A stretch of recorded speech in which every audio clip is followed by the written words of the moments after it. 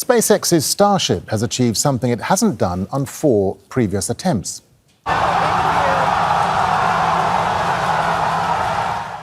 Two robotic arms attached to the launch tower caught its heavy booster as it returned to the landing pad. It's the first time this has been achieved. Starship is the largest rocket ever built.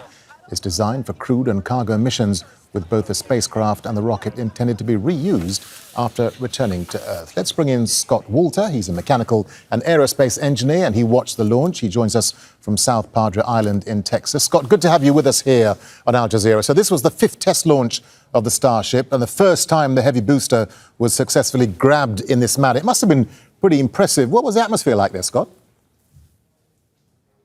It was like a concert atmosphere. I was on the south part of this island, so greetings from South Padre Island, Texas. And we're about 10 kilometers north of Starbase, where the launch site is. And on the south part of the island, there is an area, a park called Isla Blanca, and it was full of thousands and thousands of people. And they all had to come in the early morning hours. And as we walked down there in the early morning hours, we could see the stars. We knew it was going to be a great day.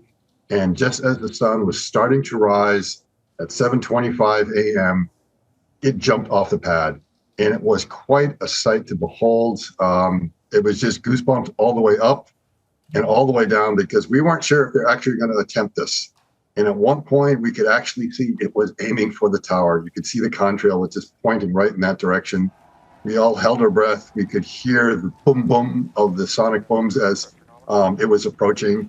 And it just hovered there, waiting for those arms to come out and grab it, and we knew it worked. And this was a huge success, because it means the program is moving forward. Yeah, it was pretty impressive looking at the pictures, Scott. I mean, SpaceX is clearly pushing the technology boundaries with these reusable heavy boosters. But how important is overall success for the Starship, and what will it deliver if it all comes together?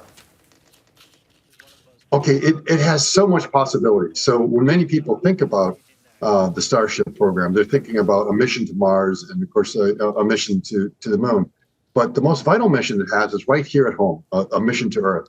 Because a lot of us are familiar with, me personally, with the 2 hurricanes that struck both the Carolinas and also Florida. And this is the reason I've been sort of a hotel vagabond for the past couple of weeks. I have not been able to return back to my home.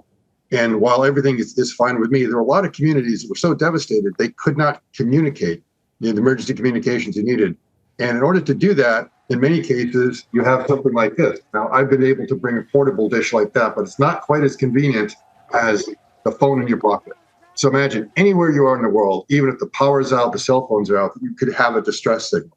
And in order to do that, you need to have very large satellites, very big antenna, and only this ship is able to do it, because the satellites proposing to put up there will not fit in existing rocket fairings. And so, Scott, as you say, I mean, this launch proved that the concept does work. So what happens next in the development of Starship? Because so far it hasn't flown into orbit and returned yet.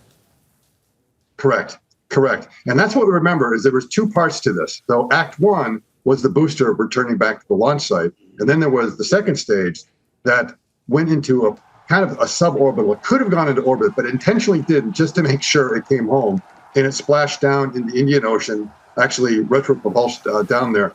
So probably the next phase is to actually put it into orbit and see if they can get it to land off the Gulf Coast controlled. And if that's, and the next thing would be to grab that as well. And that would be quite a sight to see both the booster get caught by those chopsticks. Absolutely. And then also see the Starship. Yeah, just a final thought to you, Scott. I mean, what does all of this mean for the commercial space sector and the entrepreneurs like Elon Musk, Jeff Bezos, who are driving this? I mean, this is opening up huge opportunities that we never thought were possible. Absolutely. It changes everything. So when they were first proposing the Starship program, no one thought that something like a Starlink constellation would come out of it. And whoop, there it is. And it's changing everything, that people are able to communicate anywhere in the world, on aircraft, on boats, in very rural communities. I'm sure there are other applications we have not even thought of. And the analogy that Elon uses, he talks about when you build a train that went from the East Coast to the West Coast of America, no one thought of all the possibilities it was going to bring, all the commercial development that's going to go along with it. And trust me, Blue Origin is also going to be more competitive in this space very soon when they come out with new blend. And when that happens, the whole sector changes. Scott Walter, good to get your thoughts and your analysis. Thank you very much indeed for talking to us, Scott. Thank you. Make sure to subscribe to our channel to get the latest news from Al Jazeera.